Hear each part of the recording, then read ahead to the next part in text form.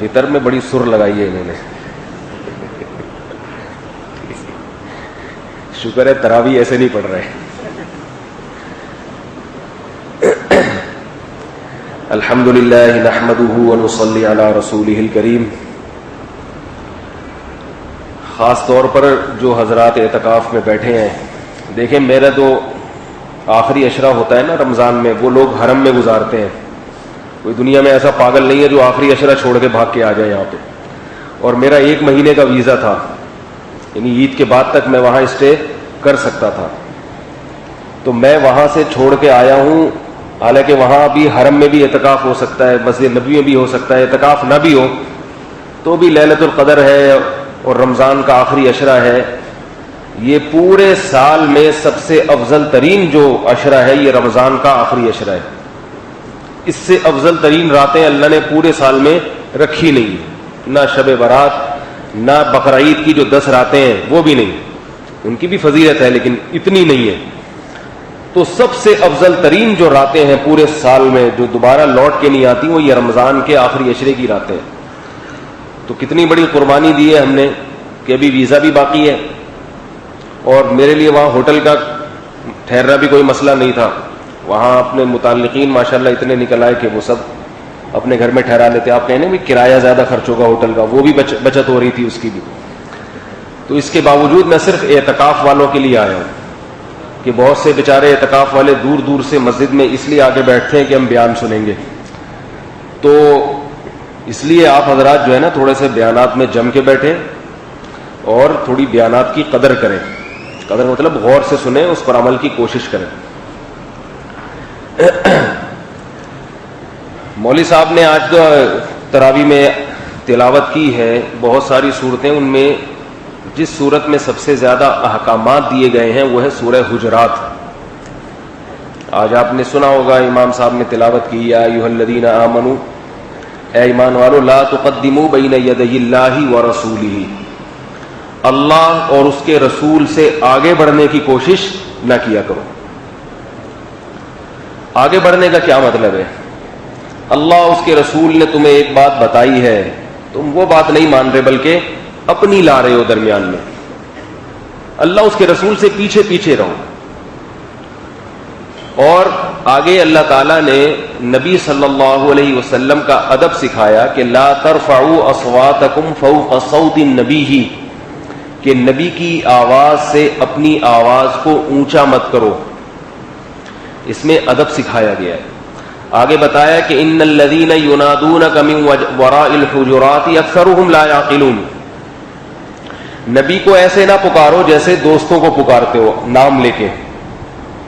بعض صحابہ بیچارے دیہات کے تھے، آداب سے واقف نہیں تھے، وہ گھر کے باہر کھڑے ہو کر نبی کو ایسے بلاتے تھے، یا محمد، ایسے صلی اللہ علیہ وسلم، اے محمد.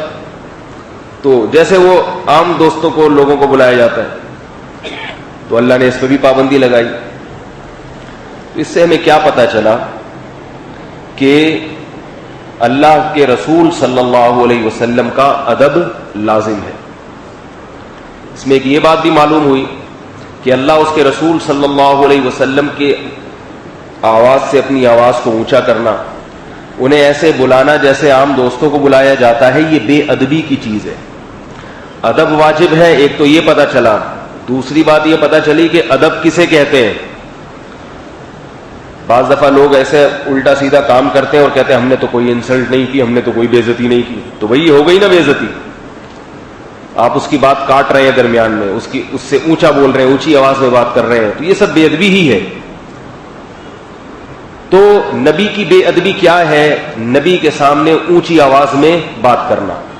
تو بزرگوں کی بے ادبی کیا ہے؟ ان کے سامنے اونچی آواز میں بات کرنا. باپ کی بے ادبی کس میں ہے؟ باپ کے سامنے اونچی آواز میں بولے نا بھائی بات کرنا. تو یہ باپ کی بے ادبی ہے. بے ادبی تو پتہ چل گئی نا کسے کہتے ہیں. کسی کے سامنے اونچی آواز میں بات کرنا بے ادبی. کسی کو ایسے بلانا جیسے دوستوں کو بلاتا ہے یہ بھی بے ادبی ہے. تو دوست کا تو ادب لازم نہیں ہے نا، اس لیے اس کو تو آپ بلائیں، ابے تبے کر کے بلائیں، بڑے بڑے کر کے بلائیں آپ اس کو. لیکن جس کا شریعت میں ادب لازم ہے اس کو ابے تبے کر کے بلانے کی اجازت نہیں ہے. شریعت میں ادب کس کا لازم ہے؟ ایک تو سب سے پہلے تو پیغمبر صلی اللہ علیہ وسلم کا، وہ تو قرآن میں آ گیا. اس کے علاوہ پیغمبر صلی اللہ علیہ وسلم ہی نے جو ہمیں بتائے ہیں جن کا ادب لازم ہے، وہ سب سے پہلے والدین ہیں. آپ کا بڑا بھائی ہے جس کا ادب آپ پر لازم ہے. ہر وہ شخص جو آپ سے عمر میں بڑا ہو، یعنی عمر میں زیادہ فرق ہو. بوڑھے لوگ ہوتے ہیں، حدیث میں آتا ہے نبی صلی اللہ علیہ وسلم نے فرمایا ان من اجلال اللہ اکرام الشیب المسلم، سفید بالوں والے آدمی کا ادب کرنا یہ حقیقت میں اللہ کا اکرام ہے. تو جو بوڑھے ہو گئے، سفید بال ہو گئے، ان کے عمر زیادہ ہو گئی 50 55 60 سال، تو نوجوان آدمی پر ان کا ادب بھی لازم ہے. اسی طرح ایک عام آدمی کو اہل علم کا ادب کرنا، کہ جن کو اللہ نے علم عطا فرمایا، ان کا ادب کرنا بھی لازم ہے. شاگرد پر لازم ہے اپنے استاذ کا ادب کرے.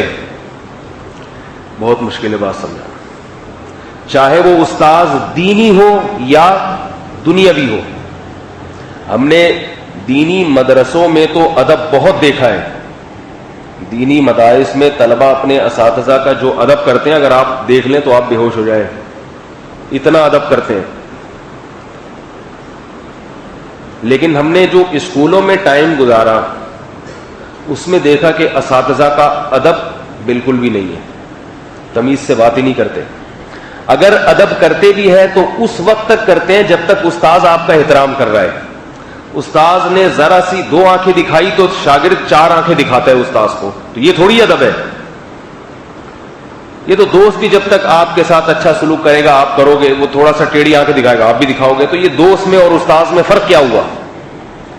ادب کا مطلب یہ ہوتا ہے کہ وہ اگر بڑے سے کبھی اونچ نیچ ہو جائے، بدتمیزی ہو جائے، بے ادبی ہو جائے، یعنی بے ادبی نہیں، یعنی آپ کی شان میں تھوڑی سی گستاخی ہو جائے، تو آپ یہ سوچ کے برداشت کر لو کہ یہ مجھ سے عمر میں یا مرتبے میں بڑا ہے. نہیں یاری میرا خیال ہے، یہ سوچ کے برداشت کرو کہ یہ مجھ سے بڑا ہے، تو کوئی بات نہیں، اس کی برداشت کر لوں گا میں. یہ اسکولوں میں بہت جگہوں پہ ہوتا بھی ہے. بہت سارے اسٹوڈنٹس ایسے ہیں جو اپنے ٹیچرز کا بڑا احترام کرتے ہیں. سب 5 انگلیاں برابر نہیں ہوتی، لیکن ایک عمومی ماحول نہیں ہے. جب ہم کالج میں گئے تو اس سے بھی زیادہ بدتمیزی نظر آئی. مجھے یاد ہے ایک دفعہ کالج میں ہمارے ایک ٹیچر نے میرے ایک تھپڑ لگا دیا کھینچ کے، تو میں نے تو کھا لیا. پتہ نہیں کس بات پہ لگایا تھا، وہ کوئی لفظ اردو کا مجھے نہیں آ رہا تھا.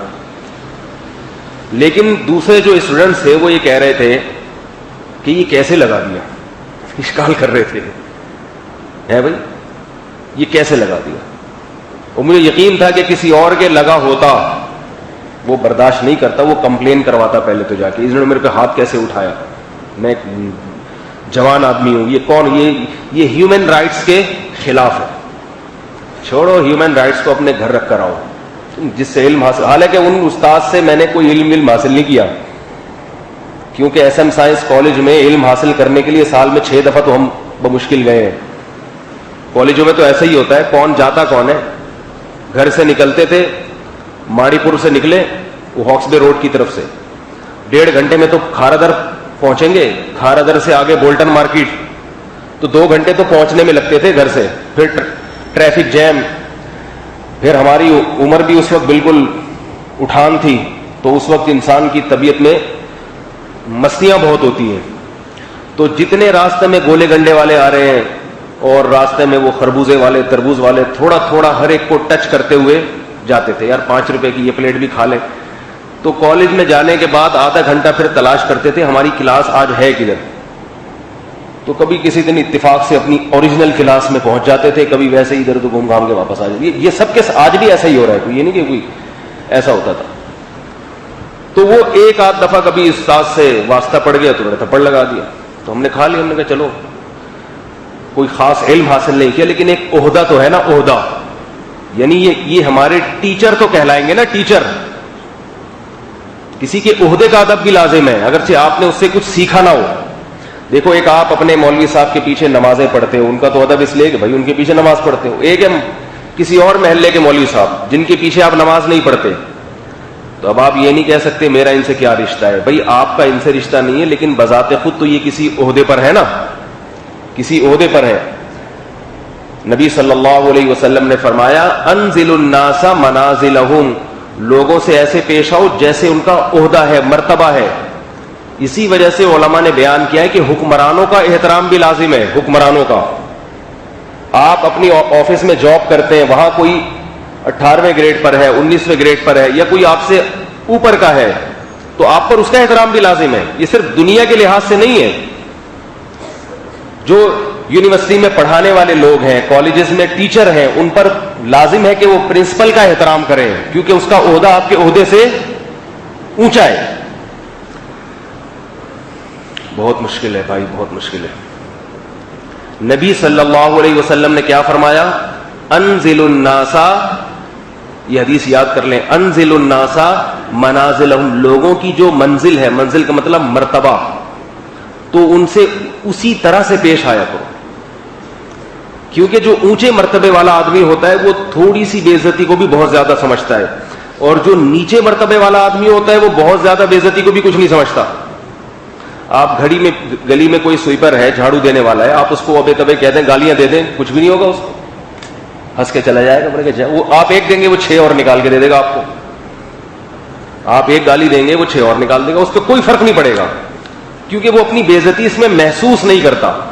لیکن آپ محلے کا ناظم ہے، کونسلر ہے، آپ اس کو تھوڑا سا فحش بات اس کے سامنے کریں گے تو وہ تلملا جائے گا. تو اسلام نیچرل مذہب ہے، نیچرل فطری مذہب ہے، تو اس نے لوگوں کے فطری جذبات کا خیال کیا ہے. اسلام نے فطری جذبات کا، کہ ایک اونچے طبقے کے آدمی کو اپنی تھوڑی سی بے عزتی بھی برداشت نہیں ہوتی، اور ایک نیچے طبقے کے آدمی کو بہت زیادہ بے عزتی بھی برداشت ہو جاتی ہے. تو ان مراتب کا شریعت نے خیال رکھا ہے. ہاں یہ ضرور بتا دیا کہ یہ صرف دنیا کی حد تک ہے، آخرت میں ان کا کوئی اعتبار نہیں ہے. آخرت میں ممکن ہے یہ گلی میں جو جھاڑو دینے والا بھنگی ہے یہ صدر مملکت سے زیادہ اونچے مقام پر ہو، اس لیے کہ یہ جھاڑو پابندی سے دیتا تھا اور جتنا کماتا تھا وہ حلال تھے. اور ایک صدر مملکت ممکن ہے کہ جہنم میں الٹا لٹکا ہوا ہو، اس لیے کہ اس کو اللہ نے جو ذمہ داری دی اس نے وہ ذمہ داری پوری نہیں کی. مگر یہ آخرت میں ہے. دنیا میں ہمیں حکم کیا ہے کہ دنیا میں ہم نے دیکھنا ہے کہ جس کا مرتبہ زیادہ ہے اس کا احترام زیادہ کرنا ہے، جس کا مرتبہ کم ہے اس کا احترام کم کرنا ہے. اب میں ایک اور مثال سے بات کو سمجھاتا ہوں. دیکھو، ایک آفس میں یا ایک فیکٹری میں کوئی سیٹ صاحب ہیں جو نماز بھی نہیں پڑھتے، داڑھی بھی نہیں ہے ان کی، اور بھی بہت ساری غلط ایکٹیویٹیز میں وہ مبتلا ہیں. اور ان کے ملازموں میں ایک شخص ہے، تبلیغ میں 4 مہینے لگا کر آیا، داڑھی بھی ہے، تہجد گزار بھی ہے. تو آخرت کے لحاظ سے عزت دار کون ہے؟ بولو نا بھائی. جس نے 4 مہینے لگا لیے، داڑھی ہے، تہجد گزار ہے.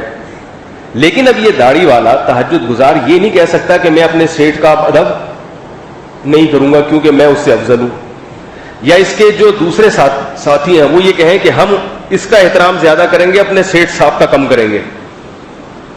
یہ غلط ہو جائے گا. اس لیے کہ دنیا میں مرتبہ کس کے پاس ہے؟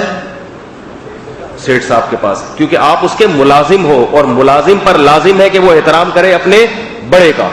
یہ دنیا کے لیے ہے. ہاں آخرت جو اصل ہے اس میں پھر یہ اس کا احترام کر رہا ہوگا. یہ اس سے کہے گا سیٹ صاحب کہ یار میں آج جہنم کی طرف جا رہا ہوں، میں تیری تنخواہ وقت پہ دے دیا کرتا تھا، تو اللہ سے کچھ سفارش کر لے میرے لیے بھی کہ مجھے بھی اللہ بچا لے. پھر یہ اس کے پاؤں جو ہے نا پاؤں چومے گا اور پاؤں پہ ہاتھ لگائے گا. یہ اس کا احترام آخرت میں کرے گا. آخرت کے اصول بالکل الگ ہیں.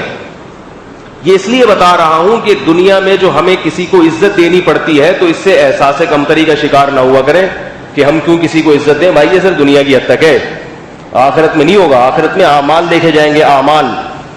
لیکن دنیا میں بہرحال آپ کو دینی پڑے گی.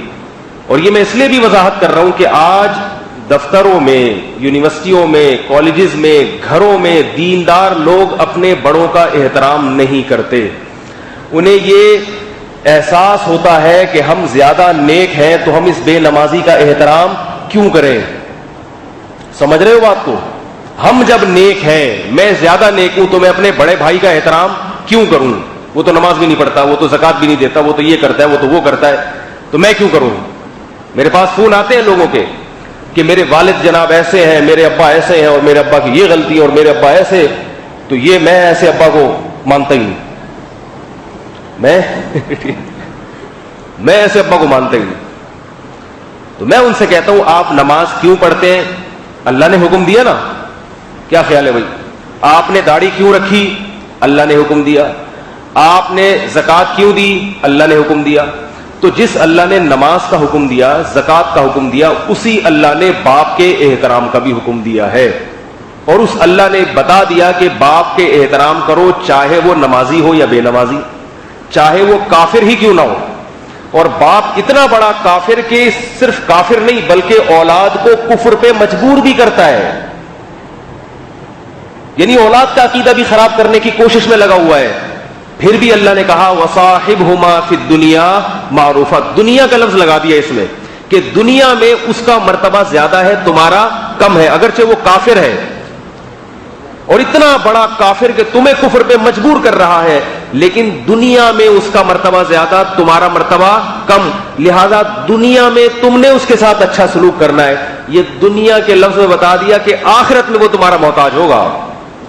تو پہلے آخرت آنے تو بھی دنیا کے اصول دنیا میں چلیں گے. سمجھ میں نہیں آ رہی میرا خیال؟ آ گئی یہاں تک؟ چلو بھائی. تو دیندار لوگوں کو چاہیے کہ بھائی جو قابل احترام ہو اس کا احترام کیا کریں.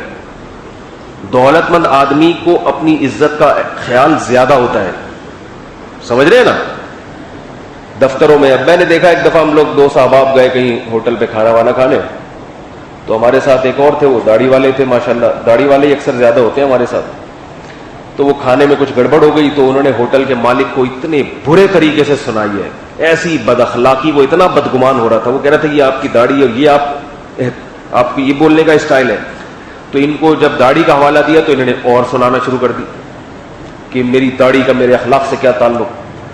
تو حالانکہ چپ ہو جانا چاہیے، اپنی عزت کی خود حفاظت کرنی چاہیے انسان کو. کھانے میں اگر وہ ہے تو آپ اس کو تمیز سے بتا دیں کہ یار یہ غلط ہے، لیکن اس پہ اتنا زیادہ کہ وہ دینداروں کا ایک جو امیج خراب ہوتا ہے، اس سے اخلاق کی حفاظت بہت زیادہ ضروری ہے. ہاں یہ بھی ہے کہ ایسا بھی نہ ہو کہ کوئی آپ کے سر پہ ہی سوار ہو جائے، ہر وقت ہی ذلیل کرتا رہے، یہ بھی غلط ہے. تو تھوڑی بہت اسٹائل کے ساتھ تمیز کے دائرے میں رہتے ہوئے اس کو سنا بھی دی جا سکتی ہے کہ بھائی اس نے کچھ کہا تو اتنا ہی اٹھا کے ادھر پھینک دیا. اس پہ کچھ واقعات ہیں، پھر ابھی بیان تبدیل ہو جائے گا، اس لیے پھر ابھی اتنا ہی کافی ہے. تو اس آیت میں پہلا حکم کیا دیا گیا؟ رسول کا احترام کرو. اور احترام میں دو چیزیں بیان کی، آواز اونچی نہیں ہونی چاہیے اور ایسے نہ پکارو جیسے دوستوں کو پکارتے ہو. تو بڑوں کے احترام میں بھی کیا ہے کہ ان کے سامنے آواز اونچی نہ ہونے دو. اور ایک بہت اہم بات یاد رکھیں کہ جب بڑے کسی محفل میں بیٹھ کر بات کر رہے ہوں تو چھوٹے کو درمیان میں بغیر اجازت کے بولنا یہ بھی بے ادبی ہے. یہ تقدموا بین یدی اللہ ورسولہ، کہ رسول کی بات سے آگے نکلنے کی کوشش کرنا یہ رسول کی بے ادبی.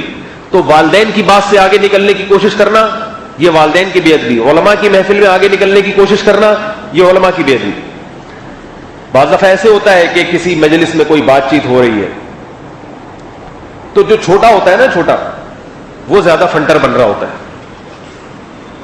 بعض دفعہ اس کے ذہن میں کوئی دلیل ہوتی ہے جو بڑوں کے ذہن میں نہیں آ رہی ہوتی، تب اس کو چاہیے چپ کر کے بیٹھا رہے. جب مجھ سے پوچھیں گے تو میں بول دوں گا. صحابہ کرام اس کا بڑا خیال کیا کرتے تھے. عبداللہ ابن عباس رضی اللہ تعالی عنہ ایک مجلس میں تھے، حضرت عمر رضی اللہ تعالی عنہ نے سوال کیا سب صحابہ سے. صحابہ کو اشکال یہ تھا کہ حضرت عمر عبداللہ بن عباس کو اپنے ساتھ کیوں رکھتے ہیں، حالانکہ یہ تو بالکل نو عمر ہیں، بچے ہیں اور بڑے بڑے مشائخ صحابہ ہیں. تو حضرت عمر رضی اللہ تعالیٰ عنہ نے، نہیں یہ واقعہ غالباً حضرت عبداللہ ابن عمر کا ہے. حضرت عبداللہ بن عمر جو حضرت عمر کے بیٹے تھے وہ بھی نو عمر تھے. تو حضرت عمر نے سوال کیا کہ اذا جاء نصر اللہ والفتح، کہ یہ جو سورت نازل ہوئی ہے نا، اذا جاء نصر اللہ والفتح ورأیت الناس يدخلون فی دین اللہ افواجا، کہ جب اللہ کی مدد اور نصرت آ جائے اور آپ دیکھیں کہ لوگ دین میں داخل ہو رہے ہیں تو اللہ کی حمد و ثنا کریں، فسبح بحمد ربک واستغفر. تو حضرت عمر نے پوچھا صحابہ سے کہ اس میں اس آیت میں کس طرف اشارہ ہے، یعنی اس میں کیا پیغام دیا گیا ہے. سب صحابہ خاموش رہے. بعد میں حضرت عبداللہ ابن عمر رضی اللہ تعالیٰ عنہ نے بتایا کہ مجھے اس کا جواب معلوم تھا، وہ یہ کہ اس میں اللہ تعالیٰ نے رسول اللہ صلی اللہ علیہ وسلم کی موت کی خبر دی ہے کہ آپ صلی اللہ علیہ وسلم دنیا سے جانے والے. کیوں؟ اس لیے کہ اللہ نے بتا دیا کہ اللہ کی مدد نصرت آ گئی، مکہ فتح ہو گیا، دین اب غالب ہو گیا، لہذا اے نبی اب آپ اللہ کی تسبیح اور حمد میں لگ جائیں.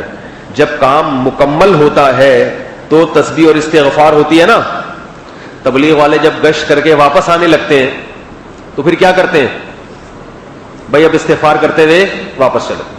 تو کام جب کمپلیٹ ہوگا استغفار کرتے ہوئے واپس، تو نبی تو ہے ہی داعی، نبی کو تو اللہ نے پیدا ہی دعوت کے لیے کیا. نبی کی واپسی نہیں ہے کام سے. واپسی کا مطلب یہ کہ نبی کو جو کام دیا تھا اب وہ کمپلیٹ ہو گیا، تو اب نبی دنیا سے جائیں گے، کیونکہ نبی کا دنیا میں رہنے کا مقصد اور کوئی نہیں ہے. ہم تو واپس آ جاتے ہیں نا گشت کر کے، اس لیے کہ ہمارے اور بھی بہت سارے کام ہیں. گشت کر کے واپس آ گئے، چلو بھائی اب یہ کریں گے، اب کھائیں گے پیئیں گے. نبی تو دنیا میں کھانے پینے کے لیے نہیں آئے. نبی کا بنیادی کام کیا تھا؟ دعوت. جب وہ کمپلیٹ ہو گئی تو اب اللہ نے اشارہ دے دیا کہ اب آپ استغفار میں لگ جائیں، کیونکہ اب آپ کی موت کا وقت آ گیا. یہ کیسی علمی بات تھی کہ نہیں تھی؟ کتنی زبردست. لیکن عبداللہ ابن عمر نے فرمایا کہ مجھے حیا آئی اس بات سے کہ اتنے بڑے بڑے حضرات بیٹھے ہوئے، کوئی جواب نہیں دے رہا، درمیان میں جواب دے دوں. یہ احترام تھا، احترام. اس قسم کے بہت سارے واقعات ہیں. ہمارے ہاں کیا ہوتا ہے، ایک بحث چل جاتی ہے، بس یہ شو کرنا ہوتا ہے مجھے بھی آتا ہے، یہ ثابت کرنا ہوتا ہے کہ مجھے بھی آتا ہے. ہمارے حضرت کے دور میں ایک دفعہ امام صاحب نماز پڑھا رہے تھے، ان سے غلطی ہوئی تو پیچھے سامع نے ایک آدھ دفعہ بتایا ہوگا یا نہیں بتا پایا، تو وہ تیسری صف سے بار بار کوئی بندہ بول رہا تھا. بھائی اب سامع کو اس لیے کھڑا کیا نا کہ یہ بولے. اب ہر آدمی اگر بولنا شروع کرے گا تو گڑبڑ ہو جائے گی. تو کبھی ادھر سے آواز آ رہی، پھر وہ بندہ ادھر جا کے کھڑا ہوتا تھا، وہاں سے آواز. تو نماز کے بعد حضرت نے اس کو بلایا، حضرت نے فرمایا ہمیں پتا ہے کہ آپ کو بھی آتا ہے، ہمیں پتا ہے کہ آپ کو بھی آتا ہے. پتا چل گیا، اب آپ چپ کر کے، مطلب یہ کہ اب آپ جو ہے نا چپ کر کے کھڑے ہو جائیں، ہمیں پتا چل گیا کہ آپ کو بھی آتا ہے. تو خام خواہ میں جو ہے نا ہر بحث میں اپنی وہ جھاڑنا. جب پوچھیں، ہمارے ہاں جب مجلس تحقیق ہوتی ہے مدرسوں میں، جو مختلف مسائل آتے ہیں نا مجلس تحقیق، تو علماء کا جو اجلاس ہوتا ہے جس میں جب مفتیان کرام بیٹھتے ہیں دارالعلوم کرنگی میں یا جامعۃ الرشید میں یا کہیں بھی، تو اس میں طریقہ یہ ہوتا ہے کہ جتنے جونیئر ہیں نا وہ چپ چاپ بیٹھتے ہیں، حالانکہ وہ اپنے تحقیقی مقالے لے کر آتے ہیں، پوری تیاری کر کے آتے ہیں. لیکن بات ہوتی ہے بڑوں کے درمیان. اگر کوئی یہ سمجھتا ہے جونیئر کہ یہ بڑے کہیں گڑبڑ کر رہے ہیں مسلسل، تو وہ بولے گا نہیں، وہ پرچی پہ لکھ کے چپکے سے پکڑا دے گا. سمجھ رہے؟ پھر وہ پرچی دیکھ لیتے ہیں، اچھا بھائی یہ انہوں نے ایک عبارت پیش کی ہے فلاں کا قول یا فلاں حدیث، یہ تو بالکل مسئلہ ہی مک گیا، بھائی یہ تو مسئلہ ہی حل ہو گیا. وجہ کیا؟ اگر بولیں گے تو کیا ہوگا، یہاں سے میں بولوں گا، وہاں سے وہ بولے گا، وہاں سے وہ بولے گا. ایک کھچڑی. جیسے اسمبلی میں دیکھا نا ہمارے جب قانون پاس ہوتے ہیں تو کیسے ہوتے ہیں، ادھر ہنس رہا ہے، وہ ادھر سے اٹھا کے. خدا کی قسم ہم نے تمیز سیکھی ہی مدرسوں میں ہے، جبکہ آج کل جو کہا جاتا ہے نا مدرسوں میں تمیز نہیں ہے، مدرسے والے دہشت گرد ہوتے ہیں. تمیز ہے ہی مدرسوں میں الحمدللہ. یعنی بڑوں کی بات کر رہا ہوں، ہم جیسے چھوٹے موٹے جو ہے نا وہ تو ہر جگہ ہی گڑبڑ کرتے رہتے ہیں. لیکن جو ہم نے اپنے اکابر میں دیکھا ہے نا، ان کی بات کرنے کا، ان کے بات کرنے کا طریقہ، بات کیسے کی جاتی ہے، ڈیبیٹ کیسے کی جاتی ہے، بحث کیسے کی جاتی ہے، یہ تمیز ہمیں ان میں نظر آئی ہے. کیسے بات کرتے ہیں، دوسرے کی بات کو سننے پہ زیادہ زور لگاتے ہیں، اپنی بات کرنے پر کم زور لگاتے ہیں. جب تک کوئی کہتا نہیں کہ آپ بھی کچھ بولیں تو بولتے ہی نہیں ہے. اور جو نیچے کے لوگ ہوتے ہیں نا، ان کو بٹھا دو کسی موضوع پر بات کرنے کے لیے، پھر دیکھو دوسرے کو بولنے ہی نہیں دے گا، بولتے چلے جائیں گے، بولتے چلے جائیں گے. تو یہ ساری باتیں کیا ہیں؟ ادب. اپنے جیسے ساتھی بیٹھے ہو پھر تو چلو ٹھیک ہے، اس میں بھی اتنا ٹھیک نہیں ہے، اس میں بھی طریقہ ہے کہ آپ کسی کو پہلے بات اس کی مکمل سنیں پھر اپنی بات کریں. لیکن آپ نے دیکھا ہوگا یہ ٹیلی ویژن میں جو اینکر حضرات ہوتے ہیں، یہ بھی سامنے والے کو اپنی مرضی کے خلاف اگر سامنے والا بات کرے گا اس کو بولنے نہیں دیں گے. اینکروں کو جو ہے نا ایک موضوع دیا جاتا ہے اور ان کو کہا جاتا ہے کہ تم نے یہ پیغام دینا ہے دنیا کو، یہ پیغام دینا ہے. اب اس پیغام کے خلاف جب کوئی بات کرے گا تو یہ اسے درمیان میں روک دیں گے, اچھا جی ایسا ہے, ایک بریک کے بعد انشاءاللہ پھر ہم آپ سے دوبارہ ملتے ہیں. وہ بریک میں بیچاروں کی بریک لگ گئی, اور جب ان کی مطلب کی بات شروع ہوگی تو بریکیں فیل ہیں, پھر کوئی بریک نہیں آئے گی. تو یہ ٹی وی والوں کو ایک دیا جاتا ہے کہ بھائی یہ اس پہ بات کرنی ہے, تو وہ پھر اسی پہ بولتے چلے جاتے ہیں. تو اس لیے اصول یہ ہے کہ اینکر کے سامنے بھی بیٹھ کے اگر بات کی جائے تو پہلے اس سے بتایا جائے کہ جب تک میری بات کمپلیٹ نہیں ہوگی آپ جو ہے بریک کا وقت نہیں, اگر بریک کا وقت ہے تو بتا دیں, میں بریک کے بعد بات کر لوں گا, ٹھیک ہے نا.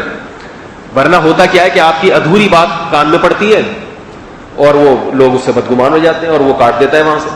تو اس کا طریقہ بھائی اگر آپ کے پاس ٹائم نہیں ہے تو کوئی بات نہیں. میرا ایک دفعہ مناظرہ ہوا کسی سے, کسی بندے سے, کون سا فرقہ تھا وہ میں نام نہیں لوں گا کہ خام خام میں فرقہ واریت پھیلتی ہے اس سے. تو ایک فرقہ تھا, اس سے میرا مناظرہ ہوا. تو جب ہم بیٹھے آمنے سامنے بحث کرنے کے لیے, اس نے بہت سے لوگوں کو الو بنایا ہوا تھا نا, تو میرے سے بات چیت ہوئی تو میں نے ٹائم رکھا عشاء کے بعد, کیونکہ مجھے پتا تھا یہ جیسے ہی جب یہ ہارنے لگے گا نا تو یہ فوراً کہہ دے گا کہ ابھی انشاءاللہ مجلس برخاست کرتے ہیں, وقت بہت زیادہ ہو گیا تو کل ملیں گے, اور کل کس نے دیکھی ہے. تو میں نے اس کو ٹائم دیا عشاء کی نماز کے بعد فجر تک کا, ٹھیک ہے, چھٹی بھی تھی میری. یہ شرارتی ہوتے ہیں یہ باطل لوگ جتنے ہیں نا, یہ ان کا یہ اصول ہے کہ یہ جب دیکھتے ہیں نا کہ پلڑا ادھر کو جا رہا ہے تو ظاہر ہے انسان کے ساتھ 10 تقاضے لگے ہوئے ہیں, کبھی کبھی واش روم میں جائے گا, کبھی کھانے کا, کبھی گھر سے فون, کبھی. تو میں نے کہا بھائی عشاء کے بعد فجر تک. تو اسی سے بیچارہ کافی پریشان ہو گیا. تو عشاء کے بعد ہم نے بیٹھے, میں نے گھر سے چائے وائے منگوائی تھرموس میں, بھائی یہیں بیٹھے رہو, کہیں سے اٹھ کے جانا نہیں ہے. تو اب وہ الٹی سیدھی باتیں, اس مسئلے کی دلیل حدیث سے, اس مسئلے کی دلیل حدیث سے, میں نے اس کو دلیلیں دینا شروع کی. تو پہلے میں نے اسے بتایا کہ پہلے ایک اصول طے ہوتا ہے بحث کا. پہلے یہ اصول کہ کیا ہر مسئلے کو حدیث سے ثابت کرنا ممکن بھی ہے یا نہیں ہے. میں ہر مسئلے پر حدیث اس وقت پیش کروں گا کہ جب میرا یہ نظریہ ہو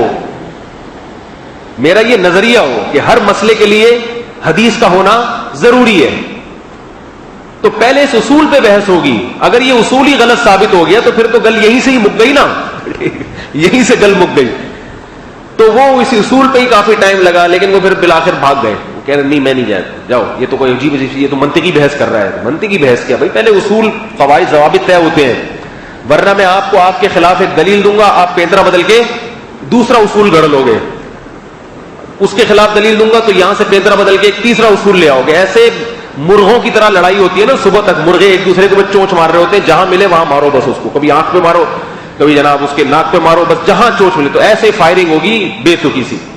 تو بحث کے اصول ہوتے ہیں بلا وجہ. نبی صلی اللہ علیہ وسلم نے حدیث میں آتا ہے نہا عن کثرت القیل والقال, آپ صلی اللہ علیہ وسلم نے قیل و قال کی کثرت سے منع کیا ہے, بلا ضرورت کی بحث مباحثے سے منع کیا. اس سے انسان کا دل خراب ہوتا ہے, ذکر اذکار کی جو نورانیت ہے وہ ختم ہو جاتی ہے اس سے. تبھی آپ دیکھیں جو لوگ یہ زیادہ مناظرے کرتے ہیں اور ہر وقت بحث مباحثہ کرتے ہیں, ان کو نمازوں میں مزہ نہیں آتا, تلاوت میں مزہ نہیں آتا, عبادت سے بالکل جاتے ہیں, وہ چہرے کا نور ختم ہو جاتا ہے. تو جلدی میں یہ سورت کے 2-3 احکامات کو کمپلیٹ کروں.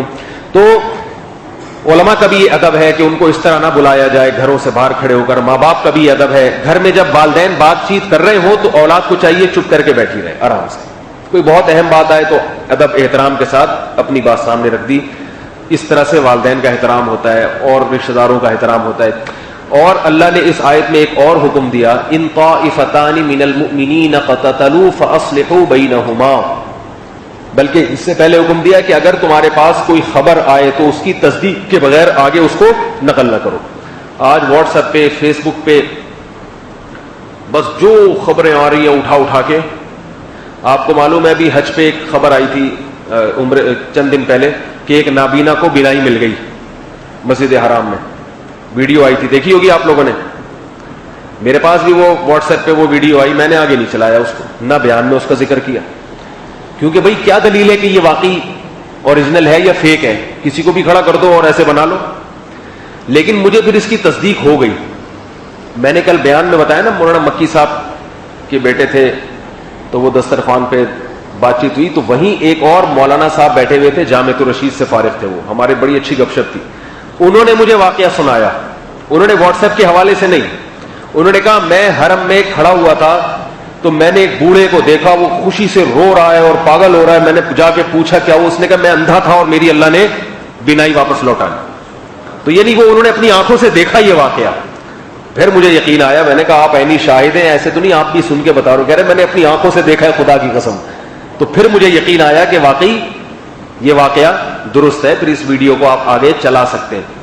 تو ہو جاتا ہے, اللہ تعالیٰ نے کس دعا مانگی اس نے حرم میں, اللہ نے اس کی بینائی واپس لوٹا دی. ایسے بہت واقعات ہیں بینائی واپس آنے کے, ایک نہیں ہے, ایسے بہت سارے واقعات ہیں کہ حرم میں بیت اللہ میں دعا مانگی اور اس کی بینائی واپس لوٹائی, بہت واقعات ہیں. تو ایسے بغیر اطلاع برما کے بارے میں جو تصویریں شائع ہوئی ہیں ان میں بہت ساری تصویریں اوریجنل ہیں, لیکن جب میں برما گیا تو وہاں مجھے لوگوں نے بتایا, جو وہیں کے لوگ تھے انہوں نے بتایا کہ بہت ساری فیک بھی تھی. جب ایک حادثہ ہوا ہے نا تو اب جلے ہوئے کنٹینر وہ بالکل درست تھے, کنٹینروں میں جلایا گیا, لیکن اب فیس بک پہ لوگوں نے کیا کیا, جہاں بھی دنیا میں کوئی جلا ہوا ہے نا اٹھا کے برما کے کھاتے میں ڈال دیا اس کو. اس سے نقصان کیا ہوتا ہے کہ ایک جھوٹی تصویر بھی پکڑی جائے تو لوگ پھر پورے واقعے کو غلط سمجھنا شروع کر دیتے ہیں, پورے واقعے کو. اس لیے قرآن نے پابندی لگائی ہے کہ جب تک خبر کی تصدیق نہ ہو جائے, اطمینان نہ ہو جائے, اس خبر کو آگے نقل مت کیا کرو. ایسے جو بھی جلے ہوئے آ رہے ہیں اٹھا کے جناب ان کی ساری تصویریں اٹھا کے ڈالی جا رہی ہیں. تو مجھے وہاں بتایا کہ یہ واقعہ جو تصویر ہے یہ امریکہ میں کوئی واقعہ ہوا تھا, کوئی آگ لگ گئی تھی اس کی ہے, یہ بھی برما کے کنٹینر میں بھر کے اس کو بھی جناب ادھر فیس بک پہ شائع کر دیا لوگوں نے. تو یہ ہمارے ہاں بہت ہوتا ہے, اور ایسی خبریں بہت چلتی ہیں. امریکہ نے ایک فلم بنائی ہے جس میں گستاخی کی ہے اور فوراً اس کو 100 لوگوں تک پہنچا دیں. اللہ کے بندو, پہلی بات اس کی کیا دلیل ہے کہ اس نے بنائی ہے کہ نہیں بنائی ہے, اور اگر بنائی ہے تو اس نے تو بنائی ایک جگہ اور آپ اس کی تشہیر کر کے جو کام وہ نہیں کر سکا وہ آپ پبلسٹی کر دیتے اس کی. جس نے نہیں بھی دیکھی وہ بھی کہے گا یار میں تو دیکھوں. برائی کی بات کو دبانا چاہیے, پھیلانا نہیں چاہیے. مظالم کو تو ہم اس لیے بیان کریں گے تاکہ لوگوں میں ایک جذبہ پیدا ہو, وہ اٹھے کہ بھئی ظالم کے خلاف لڑو یا ظالم کے خلاف جو مظلوم کی مدد کر سکتے ہو کرو. لیکن اس قسم کی کیا امریکہ گستاخانہ فلم بنائے تو ہم کیا کر سکتے ہیں اس میں؟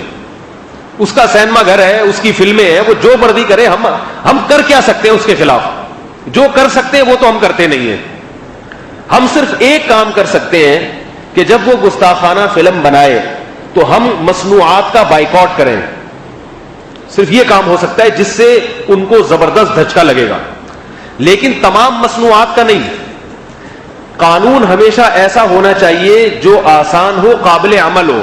آپ نے کسی کو ایسی سزا دے دی جو اس کے لیے قابل عمل ہی نہیں ہے تو وہ سزا پر عمل ہی نہیں کرے گا. ہمارے ہاں یہ مطالبہ کیا گیا کہ تمام چیزوں کا بائیکاٹ کیا جائے. اب جب جس مفتی نے فتویٰ دیا نا تمام چیزوں کا بائیکاٹ کیا جائے تو وہ خود پریشان تھا کہ تمام چیزوں کا بائیکاٹ کروں گا تو میں گھر کیسے چلاؤں گا اپنا, میں اپنا گھر کیسے چلاؤں گا. وہ پھر زمزم کولا آ گئی, مکہ کولا آ گئی. جب اس نے مکہ کولا پی تو اس کے گلے میں اتنے موٹے موٹے ٹونسل نکلنا شروع ہو گئے, مکہ کولا, ٹھیک ہے, اور نہ اس میں ذائقہ ہے. وہ ایسے لگ رہا تھا جیسے گولے گنڈے والے سے کوئی شربت خرید کے لوگوں کو پلایا جا رہا ہے. تو ایک چیز قابل عمل نہیں ہے, قابل عمل نہیں ہے تو اس کو کیوں. میں اسی وقت سے یہ بات کر رہا تھا کہ یہ جو کہتے ہیں بائیکاٹ کرو, یہ نہیں ہو سکتا. جب تحریک ریشمی رومال چلی ہے اور علماء نے, ہندوستان کے علماء نے یہ مطالبہ کیا کہ انگریز کی تمام چیزوں کا بائیکاٹ کیا جائے, تو حضرت مولانا اشرف علی تھانوی رحمہ اللہ نے اس کی مخالفت کی, فرمایا کہ نہیں ہو سکتا بائیکاٹ. ایسی بات نہ کریں, جو لوگ عمل نہیں کر سکتے اس سے لوگ دین سے دور ہو جائیں گے. کیونکہ اس وقت گورا اپنی اتنی مصنوعات انڈیا میں پھینک چکا تھا کہ آپ کی زندگی اسی پر موقوف تھی. ایک ایک چیز ان کی آ رہی ہے, پیمپر بھی ان کے آ رہے ہیں, ہگائی متائی کا انتظام بھی وہ کر کے دے رہے ہیں ہمارے لیے, ٹھیک ہے نا, کھلائی پلائی کا انتظام بھی وہ کر کے دے رہے ہیں, اور کھلائی پلائی بھی ان کے ذمے, باقی ساری چیزیں بھی ان کے ذمے, ہر چیز وہاں سے آ رہی ہے. تو اس میں پھر طریقہ یہ ہوتا ہے کہ بھائی چند مخصوص مصنوعات جو بہت زیادہ استعمال ہوتی ہیں, ان کی اکانومی کو مضبوط کرنے کا بہت زیادہ سبب ہے, ان چند مصنوعات کے بارے میں ایک تحریک چلائی جائے کہ بھئی ان کا بائیکاٹ کیا جائے, اور اس کے آلٹرنیٹ جو ہمارے پاس موجود ہے اس کا حوالہ بھی دیا جائے کہ آپ جب دکان پہ جائیں تو یہی چیز اس کمپنی کی بھی ہے, اس کمپنی کی بھی, معیار دونوں کا تقریباً ایک جیسا ہے, تو یہ والی خرید. اس طرح چند 5-10 چیزیں ہوں تو پھر تو آپ یہ کر سکتے ہیں. اگر آپ ایسے ہی اٹھا کے ہر چیز کا یہ نہیں ہوتا, اور اس کے علاوہ ہم کچھ کر بھی نہیں سکتے ہیں, تو یہ کام ہوتا نہیں ہے. تو پھر وہ فوراً وہ شائع کر دیا کہ وہ گستاخانہ یہ بنایا, گستاخانہ. اور یہ یاد رکھو, جو گستاخانہ کارٹون خدا نخواستہ کوئی بنائے, اس کارٹون کا دیکھنا بہت بڑا جرم ہے. بہت بڑا جرم ہے. لوگ دیکھ رہے ہوتے ہیں کہ دیکھو کیا بنایا ہے. نبی کی طرف منسوب کر کے کوئی چیز بنائی گئی ہو, اس کو کیسے دل گردہ ہے آپ میں کہ اس کو دیکھ لیتے ہو, اس کی طرف توجہ نہ دیا کرو. تو یہ ایک اللہ نے حکم بیان کیا. اور ایک آخری بات کر کے بس اپنے بیان کو ختم کرتا ہوں, باقی انشاءاللہ اس پر کل بتاؤں گا. تیسری جو ایک بہت اہم بات ہے وہ یہ بات ہے وَإِن طَائِفَتَانِ مِنَ الْمُؤْمِنِينَ اقْتَتَلُوا فَأَصْلِحُوا بَيْنَهُمَا, کہ دو جماعتیں آپس میں لڑ پڑیں تو ان کے درمیان صلح کروانے کی کوشش کرو. ہے تو اصل میں یہ آیت دو جماعتوں میں باقاعدہ قتال ہو جائے, لیکن ظاہر ہے یہ صلح تو پھر حکمران کوشش کریں گے اونچے طبقے کے, ہمارے بس میں تو نہیں ہے یہ. تو ہم چھوٹے پیمانے پر جو لڑائی جھگڑے ہوتے ہیں نا, چھوٹے پیمانے پر, ان میں صلح کی کوشش ہم کر سکتے ہیں. ہوتا یہ ہے کہ جب ہمارے ہاں کسی کا جھگڑا بدگمانی ہوتی ہے تو بجائے ان کو قریب کرنے کے اور زیادہ دور کیا جاتا ہے, اور کان بھر بھر کے نا جا جا کے اس کے اور زیادہ دور کیا جاتا ہے. اس میں مزہ بہت آتا ہے انسان. کسی کو لڑوانے کا جو مزہ ہے وہ دودھ جلیبی میں نہیں ہے, یہ حقیقت ہے. کسی نے پوچھا نا کہ سب سے مزیدار کھانا کون سا ہوتا ہے, تو کہا وہ والا کھانا جو کھانا بھی چل رہا ہو اور کسی تیسرے کی غیبت بھی چل رہی ہو. اس کھانے کا جو ٹیسٹ ہے, چاہے مسور کی دال ہو, بڑا مزہ آئے گا. اور غیبت کے بغیر اگر کھائیں گے تو وہ مزہ ہی نہیں آئے گا. غیبت کے ساتھ جب کھائیں گے نا تو مزہ پتہ ہے کیوں آئے گا, اس میں گوشت کا تڑکا لگ جائے گا. غیبت کے بارے میں اللہ نے فرمایا نا کہ غیبت کے بارے میں اللہ نے فرمایا نا کہ مردار کا گوشت ہے, جس کی غیبت کر رہے ہو اس کا گوشت نوچ نوچ کے کھا رہے ہو, تو اس میں گوشت کا ذائقہ آ جاتا ہے. ایک دلچسپ آپ کو لطیفہ سناؤ اس پر. ایک عرب پہلے فقہی مسئلہ سمجھے, اس سے یہ لطیفہ سمجھ میں آئے گا. مسئلہ یہ کہ بہت سے فقہا کے نزدیک وہ جانور جن کا گوشت حلال ہے ان کا پیشاب پاک ہے. جیسے بکری ہے, گائے ہے, بھینس ہے, یہ حلال جانور ہے نا, تو ان کا پیشاب کیا ہے, پاک ہے بہت سے فقہا کے نزدیک. ہمارے نزدیک پاک تو نہیں ہے لیکن ایسا ناپاک بھی نہیں ہے جیسے کتے اور بلی کا پیشاب ناپاک ہوتا ہے یا انسان کا پیشاب جیسے ناپاک ہوتا ہے. ہمارے ہاں ناپاک ہے مگر نجاست خفیفہ, یعنی اگر کپڑوں پہ لگ بھی جائے تھوڑا بہت تو کپڑے ناپاک نہیں ہوتے جب تک 1/4 لباس خراب نہیں ہوگا آپ کا. تو لیکن مشہور یہی ہے کہ جس جانور کا گوشت حلال ہے اس کا پیشاب بھی پاک ہے. ما یؤکل لحمہ فبولہ طاہر, جس کا گوشت کھایا جاتا ہے, عبارت فقہ کی یہ ہے کہ جس کا گوشت کھایا جاتا ہے اس کا پیشاب کیا ہے, پاک ہے. تو اب ایک آدمی جو ہے نا, 2-4 آدمی ایک بدو کی غیبت کر رہے تھے اسی کے گھر کے قریب کھڑے ہو کر. وہ کھڑکی میں سے سن رہا تھا کہ میری برائیاں ہو رہی ہیں. اس نے کھڑکی میں سے پیشاب کرنا شروع کیا, اوپر فلیٹ میں تھا, ان کے اوپر پیشاب پھینک رہا ہے, وہ دھار ان کے اوپر گر رہی ہے. یہ غصے سے اوپر دیکھے یہ کیا ہے, تو اس نے فوراً فقہ کی بات پڑھی, ما یؤکل لحمہ فبولہ طاہر, جس کا گوشت کھایا جاتا ہے اس کا پیشاب پاک ہے. سمجھ آ رہی ہے بات؟ میرا گوشت کھا رہے ہو تو میرا پیشاب تمہارے لیے کوئی مسئلہ نہیں ہے, کوئی گھبرانی. ایسا سمجھو جیسے بارش ہو رہی ہے آسمان سے, شاور لے رہے ہوتے. تو جب بھی کوئی آپ کی غیبت کرے نا, بالٹی میں مگے میں پیشاب بھر کے اس پہ ڈال دیا کریں, بولے میرا تو پیشاب تیرے لیے بہرحال پاک ہی ہے. تو کیا بات کر رہا تھا میں, ہاں میں یہ کر رہا تھا کہ لڑوانے میں بڑا مزہ آتا ہے. اور یاد رکھو گھر کا جو ماحول ہے نا, گھر کا ماحول, اس کی اہمیت شریعت میں زیادہ ہے. گھر والے اگر آپس میں لڑیں گے اس کے جو نقصانات ہیں, دین تباہ ہوتا ہے. جو گھر اللہ نے بنایا سکون کے لیے, اسی میں اگر لڑائی ہوگی تو کہاں جائے گا وہ گھر. تو اس لیے ہوتا ہے تھکا ہارا انسان جب گھر میں آئے تو گھر میں اس کو سکون ملے. اب گھر میں ہی بندہ آ رہا ہے تو اس کو وہیں لڑائیاں, باپ بھائی سے لڑ رہا ہے, جو ہے نا وہ میاں بیوی آپس میں لڑ رہے ہیں, ماں بیٹی آپس میں لڑ رہے ہیں. تو گھر میں جوڑ پیدا کرنے کی اہمیت شریعت میں زیادہ ہے. اور گھر میں جوڑ پیدا کرنے میں یا توڑ پیدا کرنے میں عورت کا مرد سے زیادہ کردار ہوتا ہے. گھروں میں جو لڑائیاں ہوتی ہیں نا, ان میں زیادہ تر ان لڑائیوں کے پیچھے بھی عورت کا ہاتھ, اور گھر میں جوڑ پیدا کرنے میں بھی کس کا ہاتھ ہوتا ہے, عورت.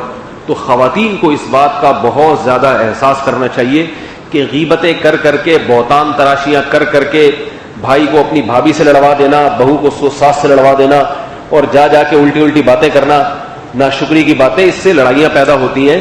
یہ بہت بڑے فساد کی چیز ہے. اللہ تو قرآن میں کیا فرما رہے ہیں, مسلمانوں میں صلح کی کوشش کرو. نبی صلی اللہ علیہ وسلم نے فرمایا ہے جو گھر میں محبت کا ماحول پیدا کرنے کے لیے, جوڑ پیدا کرنے کے لیے جھوٹ بولتا ہے تو وہ جھوٹا نہیں ہے, اس کو جھوٹ پہ بھی ثواب ملے گا. اگر آپ کے جھوٹ بولنے سے گھر میں محبت کا ماحول پیدا ہو رہا ہے تو ثواب ملے گا اس پہ آپ کو. ہوتا کیا ہے کہ کسی نے دیکھ لیا کہ اس کا میاں جو ہے نا کوئی غلط ایکٹیویٹیز میں ہے, فوراً جا کے بیوی کو شکایت لگا دی. اب بیوی کو شکایت لگا دی تو بیوی کے دل سے میاں ہمیشہ کے لیے گر گیا. بیوی کو نہ بتاتے میاں کو بتاتے, یار انسان کے بچے بن جاؤ, ٹھیک ہے نا, تم کیوں ادھر ادھر آفس میں لڑکیوں سے باتیں کرتے ہو, ادھر ادھر کیوں گپ شپ لگاتے ہو, تمہارا گھر ہے, بچے ہیں, ان کی فکر کرو. اس کو جا کے سمجھاتے ہیں, لیکن اس کو سمجھانے کے بجائے کس کو بتا دیتے ہیں, اس کی بیوی. اب جب ایک دفعہ بدگمانی پیدا ہو گئی, اب تھوڑی وہ دوبارہ. کہ علماء کہتے ہیں کہ اعتماد بحال ہونے میں کئی سال لگ جاتے ہیں اور اعتماد ٹوٹنے میں چند سیکنڈ لگتے ہیں, اور وہ ٹوٹا ہوا اعتماد دوبارہ نہیں جڑتا اتنے آرام سے. تو اس کو توبہ کرا دیتے, ممکن ہے وہ بعد میں توبہ کر لیتا, ماحول درست ہو جاتا. اسی طرح بیوی کو دیکھ لیا کہیں ایسی ایکٹیویٹیز میں, فوراً جا کے میاں کو شکایت لگا دی. تو اللہ کے نبی تو فرما رہے ہیں کہ بھئی آپس میں ان کو جوڑ کے رکھو, ادھر کی ادھر, ادھر کی ادھر. بس یہ شکایتی جو اس طرح کی شکایتیں لگائے اس کو شکایتی ٹٹو کہا کرو, ٹھیک ہے. بولو یہ شکایتی ٹٹو آ رہا ہے. کچھ لوگ ایسے ہوتے ہیں جو ہر وقت ایک دوسرے کی شکایتیں لگا لگا کے لڑائیاں کرواتے ہیں, بھڑواتے ہیں آپس میں. تو بولو یہ شکایتی ٹٹو ہے, اس سے ذرا بچ کے رہنا. تو اچھی بات ہونی چاہیے زبان سے, جوڑ کی بات نکلے, بھائی وہ بھی اچھا ہے, یہ بھی اچھے ہیں, سارے اچھے ہیں. اگر خراب ہے تو بولو میں خراب ہوں, بس. سب سے زیادہ خراب دنیا میں کون ہے؟ میں خراب ہوں. تبلیغ والوں میں اس کا بڑا اہتمام ہوتا تھا. اب تو میں وقت نہیں لگاتا, بچپن میں جب لگاتا تھا اس وقت. ہمارے محلے میں تبلیغ میں صاحب نے زندگی وقف کی ہوئی تھی, بہت تقوی والے تھے وہ. تو میں نے ایک دن ان کو تھوڑی سی تعریف میں کہہ دیا, میں نے کہا اللہ کو جزائے خیر دے, آپ نے کام اٹھانے میں آپ کا بہت بڑا کردار ہے, تبلیغ کا کام اٹھانے میں آپ کا بہت بڑا کردار ہے. کہہ رہے بھائی میں تو بگاڑنے والے میں سے ہوں, ٹھیک ہے, میری وجہ سے تو کام بگڑا ہے. میں نے کہا یہ بڑے ڈھیٹ ہوتے ہیں بھائی, یہ بڑے ڈھیٹ ہوتے ہیں, یہ نہیں مان, تواضع جو ہے نا, تواضع یہ نہیں مانے گا. اور واقعتاً جتنا بھی بولو وہ کہے گا میری وجہ سے تو کام کیا ہوا ہے, بگڑا ہے, میں نے تو تباہ کر دیا, برباد کر دیا. یہی تو تبلیغ کی کامیابی کی برکت ہے. پوری دنیا میں یہ بات آسانی سے ہضم ہونے والی نہیں ہے. تو ہم دیکھ رہے ہیں اس لیے مان لیتے ہیں, ورنہ سعودی عرب میں جماعتیں نکل رہی ہیں. ابھی میں گیا وہاں گاؤں دیہاتوں میں جماعتیں, عربوں کی, عرب عورتیں بھی.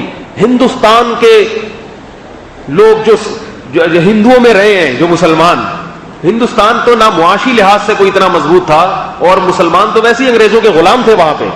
ان سے اللہ نے کام لیا کہ مکہ مدینہ سے جماعتیں نکل رہی ہیں, اور عرب کے دیہاتوں میں, اور عرب جو گاؤں دیہاتوں میں تبلیغ کا کام ہو رہا ہے نا, وہاں تو چونکہ حکومتی نگرانی بہت ہوتی ہے, کیونکہ تبلیغ کے نام سے بعض دفعہ کوئی دہشت گرد بھی گھس جاتے ہیں, تو حکومت کی طرف سے اجازت نہیں ہے اس طرح سے. لیکن دیہاتوں میں اتنا کام مضبوط ہے کہ اگر جماعتیں جاتی ہیں تو مجھے کسی نے بتایا کہ کوئی پولیس آ گئی ان کو پکڑنے کے لیے, گاؤں والوں نے بولا جاؤ یہاں سے, گاؤں دیہاتیوں پہ کس کی چلتی ہے, تو انہوں نے بھگا دیا پولیس کو. بولا نہیں بھائی ہماری جماعت آئی ہے تو ہم اس کا اکرام کریں گے. اور جماعت بھی مستورات کی تھی, تو انہوں نے بتایا کہ وہ اتنی کھجوریں, اتنے وہ ہدیے, وہ عرب تو سخی ہوتے ہیں, ایسی چیزیں لا کے ان کا اکرام کر رہے ہیں. تو یہ اسی بنیاد پر ہے کہ ہر آدمی کام کر رہا ہے اور یہ سمجھ رہا ہے کہ میں نہیں کر رہا, باقی سارے کر رہے ہیں. ہر آدمی کام کر رہا ہے اور سمجھتا کیا ہے کہ صرف میں ہی نہیں کر رہا, باقی سارے کر رہے ہیں. اور ہمارے کیا ہوتا ہے, ہر کام کوئی بھی نہیں کر رہا ہوتا اور سمجھتا ہے کہ جتنا میں کر رہا ہوں اتنا تو کوئی کر ہی نہیں رہا ہے. پھر یہی ہوتا ہے. تو اچھا گمان رکھنا چاہیے, دوسرے اپنی طرف بدگمانی ہونی چاہیے کہ میں برا ہوں. اللہ تعالیٰ سمجھنے کی, عمل کرنے کی توفیق عطا فرمائے. کسی نے پرچی دی ہے, امجد صابری شہید ہے یا ہلاک, کیونکہ اس کے جنازے میں ہزاروں لوگ تھے. بھائی امجد صابری کے بارے میں بہت لوگوں نے مجھ سے سوالات کیے ہیں. اگر ایمان پر موت ہوئی ہے, امجد صابری مسلمان تھا, مجھے نہیں معلوم وہ کون تھا, میں ٹی وی دیکھتا نہیں ہوں. لوگ بتاتے ہیں قوال تھا. تو قوالی ہم تو جائز نہیں سمجھتے قوالی کو, مگر قوالی کوئی ایسا جرم نہیں ہے کہ جس سے انسان کافر ہو جاتا ہو اور اس سے اس کا قتل حلال ہو جاتا ہو. اور جو بھی ظلمن قتل ہوگا, ناحق قتل ہوگا, یعنی ایک ایسا آدمی جو مسلمان ہے اور واجب القتل نہیں ہے, اسے کوئی قتل کر دے تو قاتل جہنمی ہے اور مقتول جنتی ہے. یہ نبی صلی اللہ علیہ وسلم کی حدیث ہے. چاہے وہ قوال ہو, چاہے وہ زانی ہو چاہے وہ شرابی ہو کیسا ہی ہو، لیکن جو ظلمن قتل کیا جائے گا، کیونکہ قوالی ایسا جرم، قتل کن چیزوں پر ہوتا ہے یہ قرآن اور سنت نے بیان کر دیا، کن چیزوں پر انسان کا قتل حلال ہو جاتا ہے. ان میں کہیں بھی نہیں ہے کہ جو قوالی پڑے گا وہ اس کا قتل جو ہے نا اس کا خون حلال ہو گیا، ایسا نہیں ہے. جو زنا کرے گا اس کا خون حلال ہو گیا، نہ ایسا کہیں بھی نہیں ہے. جو شادی شدہ زنا کرے گا اس کا خون بھی ایک مخصوص طریقے سے حلال ہے، گواہوں کی موجودگی میں اور یہ سب ثابت ہو جائے، ورنہ اس کا خون بھی حلال نہیں ہے. اور کمارا زنا کرے گا تو وہ بھی 100 کوڑے ہیں، وہ بھی حکومت لگائے گی. لیکن یہ جو ہے نا، یہ جو آج کل ایک وہ چل پڑی ہے کہ اٹھا کے بس کسی کو بھی مار دو، آپ کو اس کا فرقہ آپ کو پسند نہیں آ رہا یا آپ کو اس کا اسٹائل پسند نہیں آ رہا، آپ کو اس سے اختلاف ہے تو آپ نے ٹھا کر کے گولی مار دی کہ میں نے دنیا سے ایک گناہ کا خاتمہ کر دیا ہے. ایسا نہیں ہوتا، یہ ظلم ہے. قاتل جو قتل کرنے والا ہے اس کے بارے میں قرآن میں وعید ہے، وَمَن يَقْتُلْ مُؤْمِنًا مُتَعَمِّدًا فَجَزَاؤُهُ جَهَنَّمُ. جو بھی کسی مسلمان کو جان کر قتل کرے گا، اس میں قرآن نے نہیں کہا کہ مسلمان گناہگار ہو یا نیک ہو، جو بھی کسی مسلمان کو جان کر قتل کرے گا فَجَزَاؤُهُ جَهَنَّمُ، اس کی سزا کیا ہے؟ جہنم کی آگ ہے، اور اس پر اللہ کا غضب ہوگا اور وہ ہمیشہ اس جہنم کے اندر جلتا رہے گا. اور سب سے پہلے اللہ کے حقوق میں نماز کا حساب ہوگا اور بندوں کے حقوق میں سب سے پہلے قاتل سے حساب و کتاب لیا جائے گا. اس لیے یہ معاملے کو اتنا ہلکا نہ سمجھا کریں کہ جو بھی اٹھائے، جس کو بھی اٹھا کے آپ سے اس کو اختلاف ہے اس تنظیم سے، آپ نے اس کو اٹھا کے مار دیا. تو اس لیے امجد صابری اگر مسلمان تھا تو بھائی وہ شہید ہی ہے. باقی یہ کہ شہادت کا درجہ تو ہے، لیکن 100% یقینی جنتی کسی کو نہیں کہہ سکتے.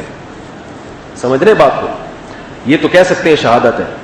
اور شہادت بھی جو فقہا نے بیان کی ہے کہ اگر کوئی آن دا اسپاٹ مارا جائے تو اس کو نہ غسل دیا جائے گا نہ کفن دیا جائے گا، باقاعدہ ایسے شہداء کی طرح دفن کیا جائے گا جیسے میدان جنگ میں شہید ہونے والے کو دفن کیا جاتا ہے. باقی یہ کہ 100% جنتی تو اس کو بھی نہیں کہہ سکتے جو میدان جنگ میں شہید ہے. 100% جنتی اشارہ کر کے صرف اسی کو کہا جاتا ہے جس کی طرف نبی نے اشارہ کر کے کہا ہے. سمجھ رہے بات؟ کیونکہ دلوں کے اندر کے حالات اللہ کے سوا کوئی بھی نہیں جانتا. اس لیے 100% جنتی تو صرف انہی کو جن کے بارے میں نبی نے، جو صحابہ کرام ہیں اور خاص طور پہ عشرہ مبشرہ ہیں، ان کے علاوہ 100% نہ میں جنتی نہ آپ جنتی. مرنے کے بعد نہ یہ کہا جا سکتا ہے کہ مولوی صاحب جنت میں گئے، نہ یہ کہا جا سکتا فلاں. وہ اللہ ہی جانتا ہے کون جنت میں جائے گا کون جہنم میں جائے گا. سمجھ رہے بات؟ اور کون یہاں اعتکاف میں 10 دن تک بیٹھا رہے گا، کیونکہ یہاں اعتکاف میں بیٹھتے تو ہیں، بعض درمیان میں ٹر بھی ونجتے ہیں. ہند کو میں کہتے ہیں ٹر ونجے. تو بہت سارے پچھلے سال اعتکاف میں ایک بندہ بیٹھا، جوان لڑکا، اچھا بڑا جوان آدمی، یہ تو چھوٹا بچہ ہو جس کو امی یاد آ رہی ہوں تو بھی سمجھ آتی. 2 دن کے بعد آیا، کہہ رہے یار میں مولوی صاحب میرا دل نہیں لگ رہا، میں جانا چاہ رہا ہوں. میں نے بڑا سمجھایا، میں نے کہا بیٹھ جاؤ یار، 2 دن تو ہو گئے، تھوڑے 8 دن رہ گئے بس، یا 7 دن رہ گئے. نہیں کہہ رہا جانا جائز ہے. میں نے کہا اعتکاف توڑنا تو جائز نہیں ہے، گناہ ملے گا. بہت کوشش کی، پھر بھاگ گیا. پھر میں نے جب تفسیر کے لیکچر کی ویڈیوز بنوانا شروع کی نا، وہ تفسیر کے لیکچر کی، تو ایک کیمرہ مین کو بلایا تھا انہوں نے، عثمان نے، تو وہ وہی تھا کیمرہ مین، مجھے نہیں پتا تھا. تو میں نے کہا ان کا تعارف، کہہ رہے میں وہی ہوں. میں نے کہا بھائی کون؟ کہہ رہے وہ جو بھاگا تھا. ٹھیک ہے. تو اس سے مجھے اندازہ ہوا کہ درمیان میں لوگ بھاگتے بھی ہیں. تو ٹک کے رہ جائیں یہاں پہ، 10 دن ہے، تھوڑی اللہ کر لیں، اللہ تعالیٰ عمل کی توفیق عطا فرمائے. سبحانک اللہم و بحمدک، اشہد ان لا الہ الا انت، استغفرک و اتوب الیک.